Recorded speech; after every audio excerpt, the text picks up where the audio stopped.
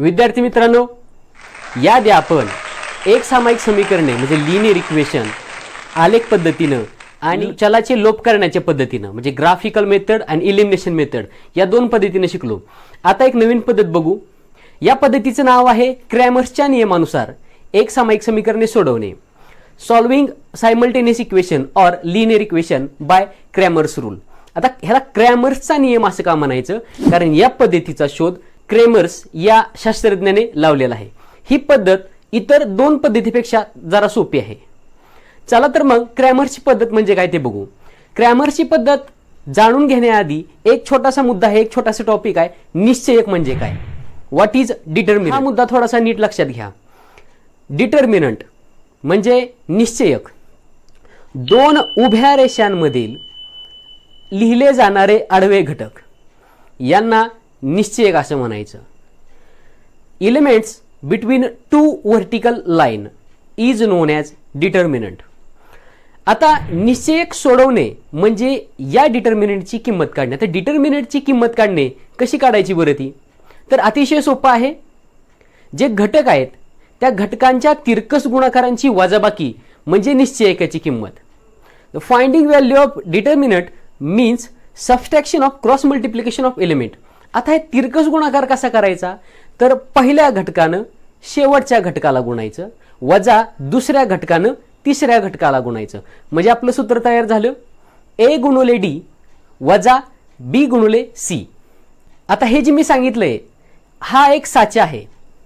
याच फॉर्मॅटनं हाच फॉर्मॅट वापरून आपण सर्व गणितं निश्चयकाची सर्व गणितं सोडवायची आहेत. चला तर मग आपण निश्चयकाची काय गणितं सोडवू. आपलं पहिलं उदाहरण आहे 3, 2, 4, 5 निश्चयकामध्ये आहे 3, 2, 4, 5. आता या निश्चयकाची किंमत काढणे म्हणजे यामधील घटकांच्या तिरकस गुणाकारांची वजाबाकी करायची. 3 ने 5 ला गुणा वजा 2 ने 4 ला गुणा. 3 गुणुले 5 वजा 2 गुणुले 4. 3 इंटू 5 मायनस 2 इंटू 4. 3 गुणुले 5 बरोबर 15 वजा 4 दुनी 8. 15तून 8 गेले 7. आपलं उत्तर आले 7, 7.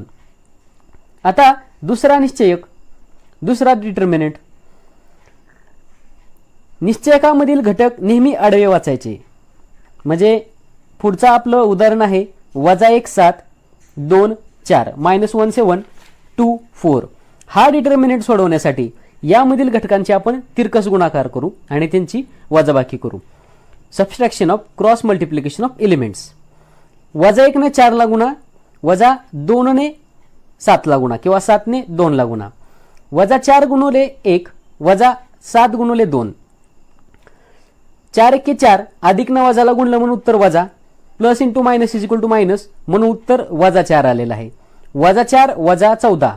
आता समान चिन्हांची बेरीज करायची आणि त्यांना त्या आलेल्या उत्तराला समान असलेलं चिन्ह म्हणजे इथं वजा चिन्ह समान आहे म्हणून आलेलं उत्तर वजामध्ये असेल. 14 अधिक 4 बरोबर 18 आलं आपलं उत्तर वजा 18. आता या निश्चयकाची किंमत आहे वजा 18 मायनस 18. आता आपण थोडंसं क्लिष्ट उदाहरण बघू. यामध्ये आपण बघतोय की यामधील घटक हे पूर्ण संख्या नसून अपूर्णांकात आहेत म्हणजे अंश आणि छेदामध्ये आहेत, न्यूमरेटर आणि डिनोमिनेटरमध्ये. सोडवायची पद्धत तीच, घटकांच्या तिरकस गुणाकाराची वजाबाकी. 7/3 ला 1/2 न गुणू आणि दुसऱ्या घटकानं तिसऱ्या घटकाला गुणायचं म्हणजे 5/3 ला 2/3 न गुणायचं. 7/3 multiply by 1/2 minus 5/3 multiply by 3/2. गुणाकार असेल दोन अंश छेदांचा जर गुणाकार असेल तर गुणाकार नेहमी सरळ होतो. काही मुलं इथं चुकतात, तिरकस गुणाकार करतात. त्यांनी तसं करायचं नाही. तिरकस गुणाकार हा बेरज आणि वजाबाकीमध्ये होतो. गुणाकार आणि भागाकार अंश छेदांचा सरळ होतो. म्हणजे 7 ला 1 ने गुणायचे, 3 ला 2 ने गुणायचे, 5 ला 3 ने गुणायचे, 3 ला 2 ने गुणायचे. 7 1 7 छेद 3 दुनी 6 7/6 वजा 5/6. आता इथं छेद समान आहे, अंशांची वजाबाकी करायची. अंशांची वजाबाकी का करायची, अंशांचं सबस्ट्रॅक्शन का करायचं, कारण इथं मायनस चिन्ह आहे, वजा चिन्ह आहे. जर अधिक चिन्ह असतं तर बेरीज केली असती. मोठ्या संख्येतून लहान संख्या वजा करायची, मोठ्या संख्येचं चिन्ह, म्हणून आपलं उत्तर आहे वजा 8/6. 15तून 7 गेले 8 उरले. आता या दोघांचे आपल्याला भागाकार करता येऊ शकतो. याला 2 नी भाग जातोय. बेत्रिक 6 आणि बेचोक 8 म्हणून आपलं उत्तर मिळाले आहे -4/3 -4/3.